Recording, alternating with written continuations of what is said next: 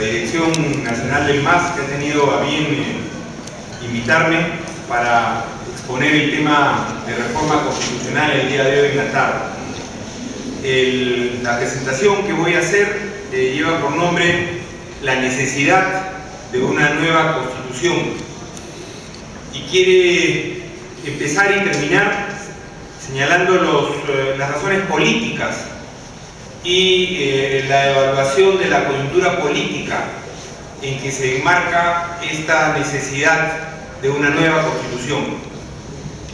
El primer punto es referente a cuál es nuestro objetivo, o sea, ¿por qué queremos una nueva constitución?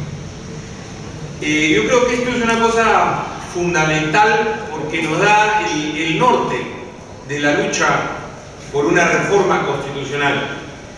Queremos una nueva constitución porque nuestro objetivo estratégico es democratizar la política, porque creemos que democratizando la política podemos encontrar el camino de la transformación social, que es justamente el objetivo de todos nuestros desvelos.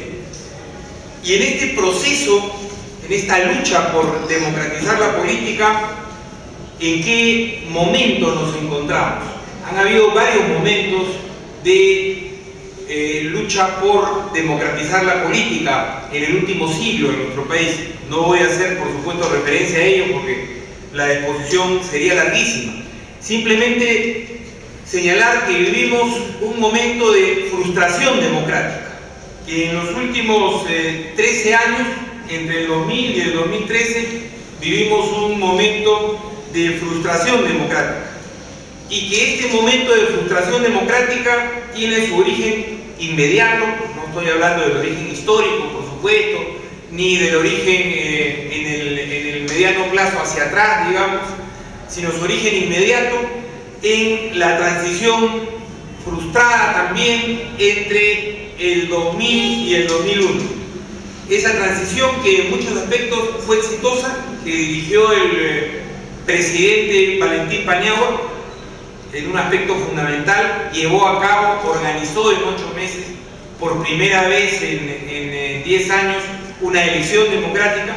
Sin embargo, no procesó una ruptura institucional completa con la dictadura de Fujimori y Montesinos.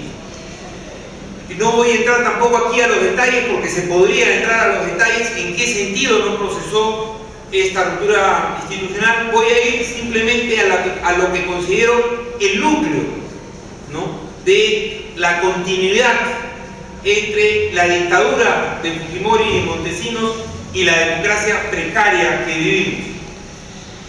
Creo que el núcleo que no se desmontó fueron las relaciones entre economía y política que reorganizó Montesinos. De 1960 en adelante, primero por la vía de un reformismo tibio y luego por la vía de un reformismo radical, acordémonos del gobierno del general Juan Velasco, se buscaron separar economía y política, separar la esfera de la economía de la esfera de la política, y de esta manera empezar a brindarle derechos a la población con alguna estabilidad institucional. Esto indudablemente que afectaba los intereses coyunturales, pero sobre todo los intereses históricos de la clase dominante, que siempre había estado acostumbrada a entender el tesoro público como una prolongación de su bolsillo particular, de su bolsillo privado. Esto tiene su origen remoto en que el rey de España consideraba el virreinato del Perú su propiedad privada, ¿no? O sea, su patrimonio particular. El hecho de que los políticos naturalmente se sientan ladrones como una cuestión que no tiene nada de malo, no proviene de alguna ocurrencia personal, tiene un origen histórico en este patrimonialismo colonial y en el hecho que no hemos roto con la herencia colonial. Esto no lo justifica, por supuesto, simplemente es un elemento de explicación. El patrimonialismo tradicional de nuestras clases dominantes fue reorganizado por Vladimiro Montesinos en la década de 1990. en lo que varios autores hemos llamado un orden neopatrimonial, un nuevo patrimonialismo. ¿En qué consistió esa reorganización?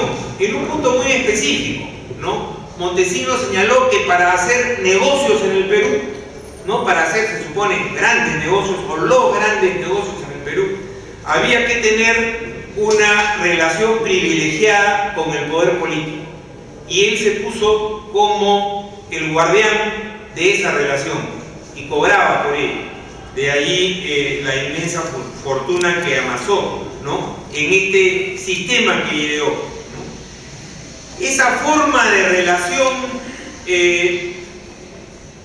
perversa entre economía y política, ¿no? Que es el neopatrimonialismo reorganizado por Montesinos, es lo que Paniagua no confronta, no enfrenta. Ello hubiera supuesto, es claro, un enfrentamiento con las clases dominantes para el cual probablemente no existía la fuerza en ese momento. El caso es que no se hace, ¿no? Y por lo tanto vivimos una continuidad con ese tipo de relación perversa que establece Montesinos en los gobiernos de Toledo, que finalmente se allana, García, que nada más tiene un discurso distinto en la campaña, y Humala, que como sabemos da un viraje y traiciona lo que había levantado como su programa político a lo largo no de una, sino de 2 campañas electorales. ¿Cuáles son las consecuencias de este continuismo en el régimen político? Las consecuencias son nefastas. Esta democracia, como un régimen político de iguales, jurídicamente iguales, nunca se puede consolidar, nunca se puede estabilizar. Vivimos en una democracia permanentemente inestable. ¿Por qué vivimos en una democracia permanentemente inestable? Porque, por un lado, se dan algunos derechos civiles y políticos a la población, algunos, no digo que todos, y por otro, se niegan los derechos sociales que, frente a los cuales se había avanzado por la vía del reformismo entre 1960 y 1990, se había avanzado, no digo que plenamente, en alguna medida. Estos derechos sociales habían sido retirados. La democracia que vuelve el año 2000 no garantiza esos derechos sociales. Entonces tenemos a una población que cada vez que se moviliza por ellos es reprimida. Se garantizan algunos derechos civiles y políticos y se reprime a la población cuando se moviliza para conseguir los derechos sociales. Tenemos entonces necesidad de terminar con esta fluctuación democrática, ¿no? Y ir a un nuevo momento político, en el que podamos profundizar la democracia, es decir, podamos tener un régimen democrático que garantice derechos civiles, políticos, sociales y culturales, la 4ª generación de los derechos humanos también, los derechos de los pueblos indígenas, que han incorporado constituciones como la ecuatoriana y la boliviana. Y para eso no basta nomás un nuevo gobierno. O sea, este es el kit de la cuestión. Para superar este momento de frustración democrática no basta nomás un nuevo gobierno. Hay necesidad de que nuestro pueblo acceda por primera vez de manera plena a el conjunto de los derechos. He dicho por primera vez. Hemos tenido un orden republicano, lo que históricamente se denomina la República Criolla, que si por algo se ha caracterizado, tampoco vamos a hacer la historia de la República Criolla, pero si por algo se ha caracterizado es por negarle la mayor parte de los derechos a la mayor parte de la población a lo largo de su historia. Por lo tanto, un planteamiento de república democrática, o sea, que garantice el conjunto de derechos y que los organice institucionalmente a toda la población, significa no solo, repito, un nuevo gobierno, significa también la organización de un nuevo orden republicano. Vamos entrando en materia entonces. ¿Para qué queremos una nueva constitución? Queremos una nueva constitución para diseñar un nuevo orden republicano. ¿Y qué ruptura fundamental va a tener que procesar este nuevo orden republicano? La ruptura con nuestra herencia colonial. El sustrato de la República Criolla es que los que nos han gobernado en los casi últimos 200 años, desde la independencia, no han gobernado para todos los peruanos. Tampoco han gobernado para la mayoría de los peruanos. Han gobernado para una minoría heredera del orden colonial. Entonces, una transición supone una nueva constitución para organizar una nueva república que procese una ruptura con nuestra herencia colonial. Ahora bien, ¿cuál es el argumento más usado cuando se habla de nueva constitución? Que las leyes no sirven para nada. Este país tiene un montón de leyes, ¿no? Más de 30.000 leyes, de acuerdo a los números que nos señala el Congreso de la República, cada día que emite un nuevo dispositivo, pero que sin embargo las cosas siguen igual.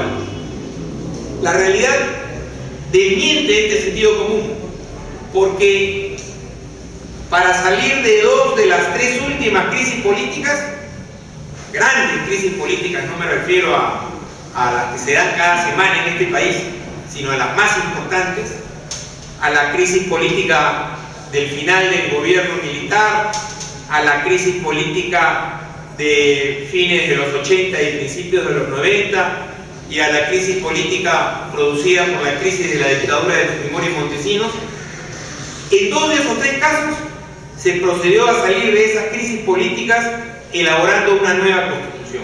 En el primer caso, la constitución de 1979, en el segundo caso, la constitución de 1993, perdón. En el último caso, y esa, repito, creo que es la pata coja de la crisis del 2000, no se procedió a una ruptura constitucional. Ahora bien, ¿qué expresa una nueva constitución? Un socialista del siglo XIX, un socialista reformista alemán, rival de Marx, para más detalle, Ferdinand de La Salle, en un célebre texto, panfleto en realidad de propaganda política, pero un brillante en el género del panfleto, que se llama ¿Qué es una constitución? Dice, porque en ese momento los socialistas alemanes peleaban contra la aristocracia prusiana, queriendo darle al pueblo alemán una constitución democrática, y los socialistas estaban a la cabeza, es más, se fundan en esa pelea. La Salle dice, una constitución no es sino la expresión de una correlación de fuerzas. Esta correlación es lo que permite ir a lo que se llama una coyuntura constitucional o un momento constitucional y finalmente proceder a elaborar una constitución. O sea, una constitución no se puede dar en cualquier momento, no es fruto de la ocurrencia de un individuo. Una constitución es producto de una determinada correlación de fuerzas. Como decía La Salle, esto le da materialidad social a la elaboración de una nueva constitución. Ahora bien, la constitución del 79 y la constitución del 93, muy rápidamente es importante contrastar, no el detalle tampoco, porque solo esto sería probablemente un ciclo de conferencias, sino el sentido de ambas constituciones, el momento en que se dan ambas constituciones. Por ahí se ha dicho, ambas fueron constituciones que se dieron por dictaduras militares, por lo tanto, son lo mismo. Falso. La Constitución de 1979 fue producto de una asamblea constituyente a la que el gobierno militar de la época se vio obligado a convocar por un movimiento social en alza, por partidos de izquierda que lograban un importante desarrollo y también por los partidos de derecha que pugnaban por la vuelta al viejo orden anterior a 1968. O sea, había una correlación de fuerzas favorable a una nueva constitución, con fines distintos, por supuesto. Cada coalición de intereses sociales tiene sus propios fines, ¿no? Pero la Constitución del 79, y en esto quiero hacer hincapié, se da en una dictadura de salida, para salir de la dictadura. La Constitución de 1993, al revés, se da para entrar plenamente en una dictadura. Ya había empezado la dictadura el 5 de abril de 1992, pero Montesinos, en esta mente perversa que tenía y en esta obsesión por la legitimidad legal, entre comillas, del orden autoritario que estaba construyendo junto con Fujimori, ¿no?, desarrolla la necesidad de darse una legitimidad constitucional para quedarse. Una dictadura, a diferencia de la del 79, que era para irse, en este caso era para quedarse, ¿no? Producto, lógicamente, de una coyuntura en la que se venía de la derrota del movimiento social, del fracaso del gobierno aprista y del final de la experiencia de lucha armada, en este caso de carácter terrorista, impulsada por Sendero Luminoso, ¿no? O sea, ese conjunto de elementos crean la coyuntura para la Constitución de 1993. Y el resultado es distinto. Una suerte de liberalismo social en el caso de la de 1979 y una Constitución de carácter neoliberal en el caso de 1993. Tampoco vamos a entrar al detalle.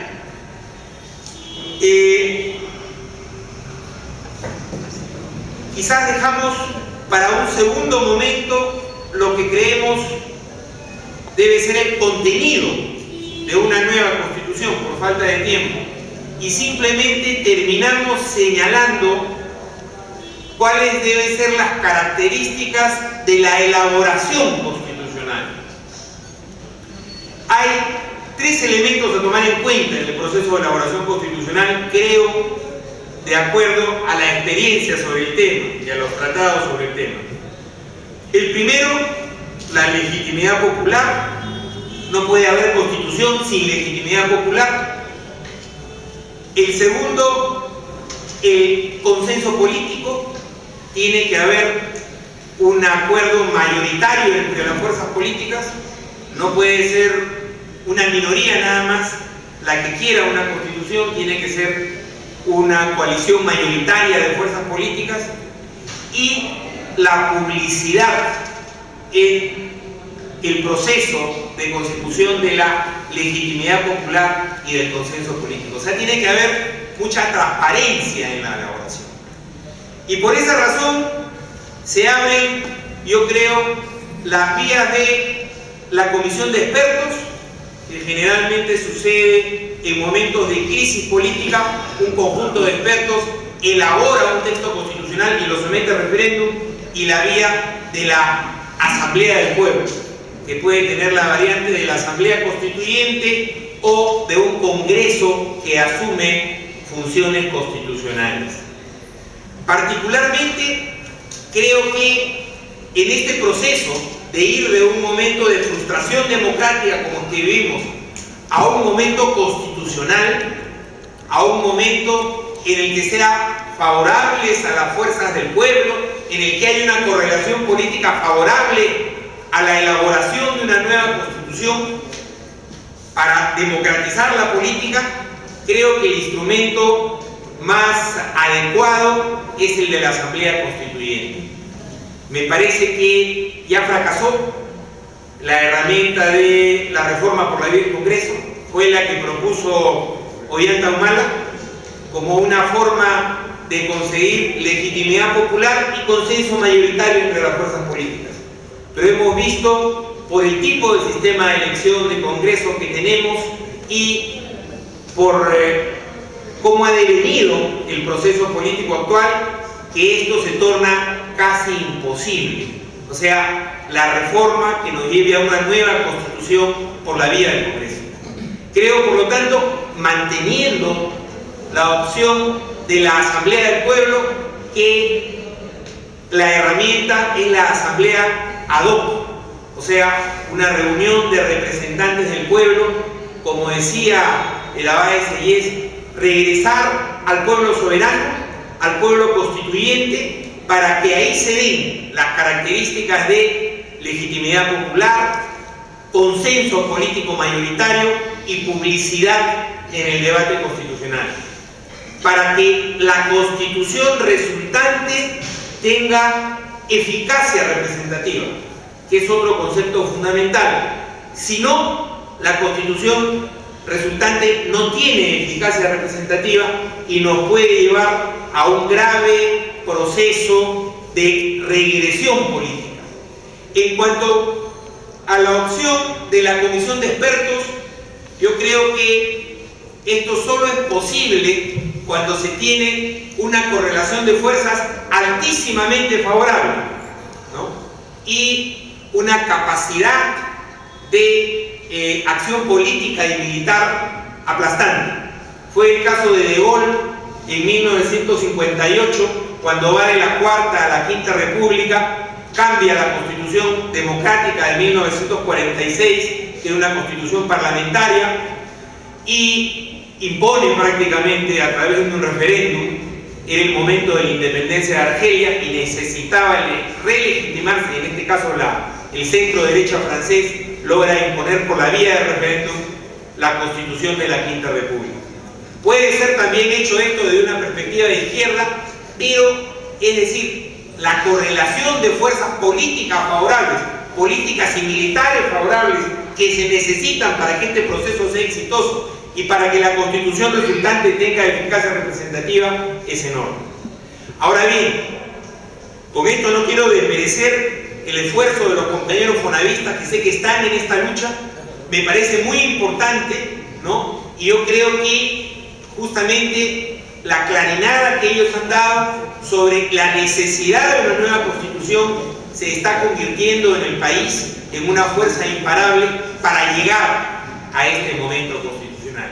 Y creo yo que debemos profundizar en los debates políticos, en los debates técnicos, para afinar la táctica y la estrategia que finalmente nos lleve a este anhelo, ojalá que anhelo popular, de una nueva constitución. Muchas gracias.